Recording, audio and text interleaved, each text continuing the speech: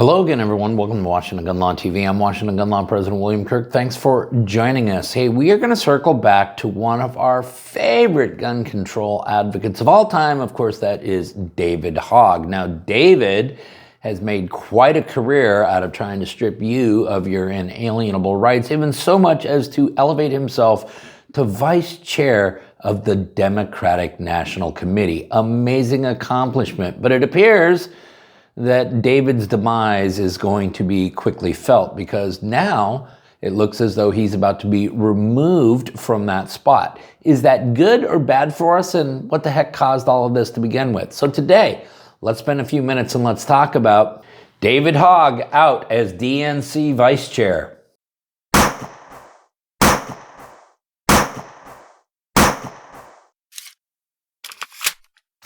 Okay, America, we are going to be talking about an individual who has taken a horrible tragedy and turned it into their own personal gain, both from a political power standpoint and from a financial standpoint.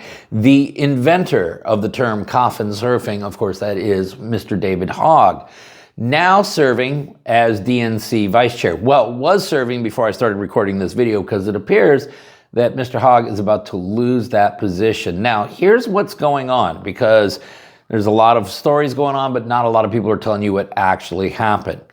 This goes back to a vote that took place that elevated David Hogg as well as the other vice chair, Malcolm Kenyatta, okay? And what is ultimately being argued here is that the Democrats, through their own rules, which were designed to create fairness, actually created unfairness, and then the vote should be completely undone. And here's the thing.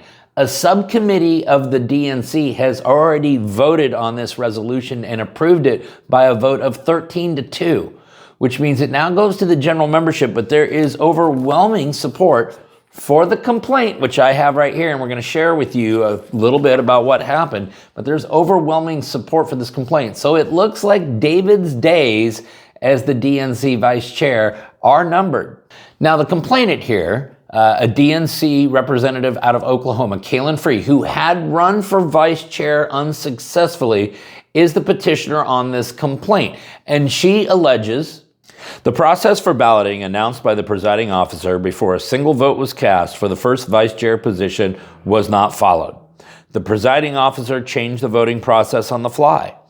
On-site concerns about voting integrity and process could not be addressed due to lack of DNC staff, the absence of clear point of contact within the Secretary's office, and the dismissal of equitable concerns posed to the presiding officer and parliamentarian. These failures and violations created chaos and confusion among the members, prevented the immediate resolution of critical issues, and allowed for the inappropriate declaration that Malcolm Kenyatta and David Hogg were elected. Okay, but who's to blame here? Well, the blame goes with all of the stupid rules that the DNC put on this election process, because under a 55-year-old rule, which has now, of course, been taken to the extreme, you are actually, if you are a voting member here, instructed that you must vote for one male, one female, and one any gender, okay? Whatever the heck that last one means. So you are told that you have to select based upon gender.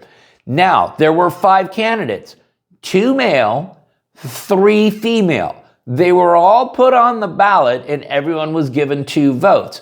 But the complainant here points out the 2 men had the opportunity to compete for 817 total votes. The 3 women could only compete for 408.5 votes. Each member was allowed to cast 2 votes. Each member was ordered to cast at least 1 vote for one of the 2 men. That's right, DNC, because that was your rules. You guys are so concerned about identity politics, in fact, it's the only game you really have left, that you are actually mandating how people have to vote based upon gender, or in this case, gender identity. But the truth of the matter is that David created this demise in part on his own, because as we know, the Democrats are more than willing to do away with traditional procedures to get whatever desired result they so desire. And so, again, the fact that there's complaint that there was chaos and a lack of regularities in a democratic election process should be a shock to nobody. But you see, when David decided that he was going to be the bull in the China store, when he decided that he was going to go out and spend money, questionable how he was even generating those funds, but he was going to go out and use that money to primary against Democrats that he believed the American people deserved better leaders than. Well, that was the beginning of the end for David Hogg. Let us remember, after he went out using his own political action committee, of which he pays himself from, leaders that we deserve, to go out and actually campaign against incumbent Democrats, DNC chairman Ken Martin had to publicly scold him for it. Let us also remember that he has decided to get into an unwinnable pissing contest with James Carville, who I'm not sure has any political relevance to America anymore, but clearly still has political relevance inside the Democratic Party. But we got to ask ourselves, as much as we love to see the house of cards crumble, is this actually a good move for the DNC? I mean, let us remember that David was actually brought in to what? Attract masculine male votes to the Democratic National Party. Now, do we honestly believe that he was ever going to come anywhere close to accomplishing that goal? And it would appear that the Democrats do not really know how to recruit the appropriate people necessary to attract the straight male vote. Now, in many ways, I think this is a bad thing for us, because David at least pulled the veil off of what we've known about the progressive left for decades now, which is they are absolutely positively hell-bent on complete and utter civilian disarmament. David also has now pulled the veil on a lot of other things, which is that the only game that the Democrats really do have left, even internally now, is a game of identity politics.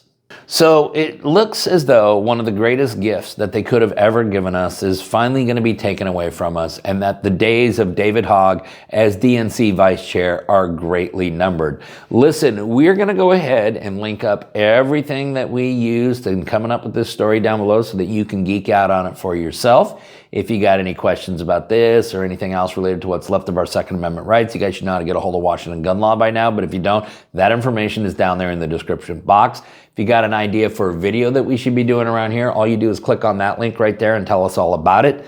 If you want to subscribe to the monthly newsletter, the ability to do all of that is down there in the description box. And then finally, and most importantly, let's everyone remember that part of being a lawful and responsible gun owner, like we talk about all the time here, is to know what the law is in every situation and how it applies to you in any instance that you may find yourself.